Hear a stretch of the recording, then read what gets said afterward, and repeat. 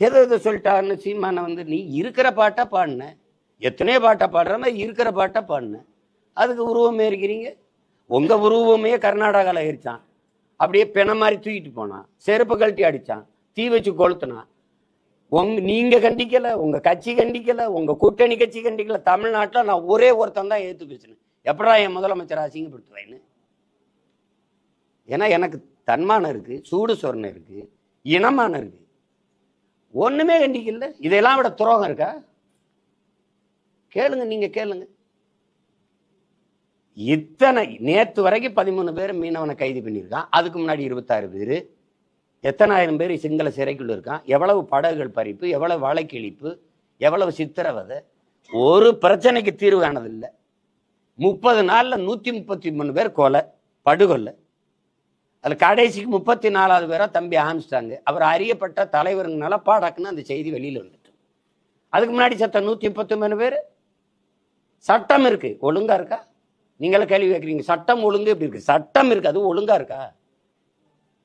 சாராய சாவு எப்படி இருக்கும் நாடு? கொலைகாரர்கள் சாராய வியாபாரிகள்கிட்ட நீங்க ஆட்சி அதிகாரத்தை கொடுத்தீங்கன்னா எப்படி இருக்கும்? இந்த நசுதீன் சார்னு ஒரு நடிகர் இருக்காரு, அவர் கேட்கிறாரு, ஒரு பைத்தியக்காரன் நகரத்தை தீ வச்சு கொளுத்திடான், எரியுது, மக்கள் பதறி ஓடுறாங்க. பைத்தியக்காரன் நகரத்தை கொளுத்திட்டான், ஊரை கொளுத்திட்டான், அவன் கையில தீப்பெட்டியை கொடுத்தா பைத்தியக்காரன் யாருன்ட்டு. நம்ம தான் தொடர்ச்சியா இந்த பைத்தியக்காரங்க கையில அதிகாரத்தை கொடுத்து கொடுத்து கொடுத்து என்ன சேட்டை இது? கன்னியாகுமரியில பேசின துறை, நான் பேசினதான் அவர் சொல்றாரு. அந்த நேரத்தில் இந்த மலையை வெட்டி ஏத்துறதை நீங்க தடுக்கலையே, என் மணலை நீங்க என் மலையை மணலா உங்களால் எப்படி பார்க்க முடியுது?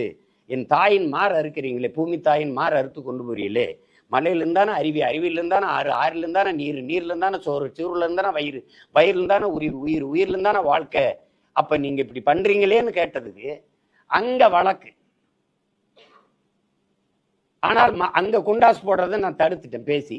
அங்க இருந்து இங்க சென்னைக்கு வர வச்சு, இங்க இருந்த வருணுங்கிற அந்த எஸ்பி குண்டாஸ் போட்டு உள்ள வச்சாரு 6 மாசத்துக்கு மேல. திருப்பி இப்ப பேசுனது விக்கிரவாண்டியில இந்த பாட்டை அவர் பாடினது. அவரே சொல்றாரு, இந்த பாட்டுல வழக்கு போடணும்னு எங்க அண்ணன் மேலதான் போடணும், அவர் தான் திருச்சி வானூர்தி நிலையத்தில் பாடி காட்டினாருன்னு. நீங்க என் மேலதான் போட்டிருக்கணும். நானே கேட்கறேன்னா ப்ளீஸ் டூ இட், என்னை கைது பண்ணி உள்ள வைங்கன்னு தான் சொல்றேன். நீங்க அவரை வந்து இங்க பாடினதுக்கு இங்க நடவடிக்கை எடுக்காம அவர் ஊர் கொடைக்கு போறாரு கோயில் திருவிழாவுக்கு. அவர் தென்காசியில குளிக்க போனவரை போய் கைது பண்ணி கூட்டிட்டு வந்து அவர் திருச்சியில் இருக்க வருண் எஸ்பி அங்க வர வச்சு நடவடிக்கை எடுக்க வேண்டிய அவசியம் என்ன அவசியம்?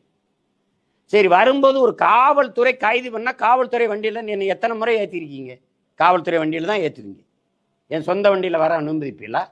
ஊடை எடுத்துக்கிற அனுமதிக்க மாட்டாங்க. வாங்க சீக்கிரம் சீக்கிரம்ட்டு உங்களை மாதிரி ஊடகவியலாளர் சந்திக்க அனுமதிக்க மாட்டாங்க. நீங்க அப்படி இருக்கும்போது என் தம்பியோடைய சொந்த வண்டியில இனோவா வாகனத்துல ஏன் ஏத்துனீங்க? ஏத்தி பின்னாடி வந்து லாரியை வச்சு ஏன் இடிக்க வச்சீங்க? இதே தான் ஒரே ஃபார்முலா, ஒரே முறை, ஒரே மெத்தட். சவுக்கு சங்கருக்கு ஒரு விபத்தை காட்டி உயிர் அச்சுறுத்தல் பண்றது, இவனுக்கு பின்னாடி வந்து லாரி ஏற்றி வச்சு ஒரு அச்சுறுத்தல் பண்றது. எப்படி? ஏன் உங்க வண்டியில் ஏற்றிட்டு வரல? எடுத்தவொடனே செல்போன் எதுக்கு? உனக்கு செல்போன் உங்க காசு இல்லையா? செல்போன் எதுக்கு? நான் பல முறை 5 முறைக்கு மேல சிறைக்கு போயிருக்கேன். எடுத்தவொடனே செல்போனு கழுத்துல போட்டிருக்கு, சங்கிலி போட்டிருக்காரா, இடுப்புல அருணா கொடி கட்டிருக்காரா, அதுக்கு எல்லாத்தையும் அவுத்து யாரு பொறுப்புன்னு குடும்பத்துல ஒருத்தர் கொடுத்துட்டு தான் உள்ள கூட்டிட்டு போவாங்க. நீ ஏன் செல்போன் எடுத்துட்டு போற? எதுக்கு எடுத்துட்டு போற? உன் வேலை என்ன? போன தடவை அவன்கிட்ட செல்போனை பறிச்சிங்கள, கொடுத்தீல? என் பிள்ளைகளுக்கெல்லாம் பறிச்சிங்கல்ல, என்ன இறையில திருப்பி கொடுத்தீல? என்னது இது? எதை பத்தி பேச அருகதை தகுதி வச்சிருக்கிறீங்க? ஒரு திறந்த வெளியில ஒரு பொது விவாதம் வைங்கள, இத்தனை ஊடகவியாளர்கிட்ட. நான் ஒருத்தன் இல்ல, நான் கூட வேணாம், தம்பி தங்கச்சி தர்க்கம் பண்ணி வெல்லுங்களை பார்ப்போம். 3 ஆண்டுகளை நீங்க செஞ்ச ஒரு சாதனை சொல்லுங்க பார்ப்போம். கொடுமை. ஒரே சாதனை. போன தடவை 500 கொடுத்தோம், இப்ப 2000 கொடுத்துருக்கோம் ஓட்டுக்கு. அதை விட்டா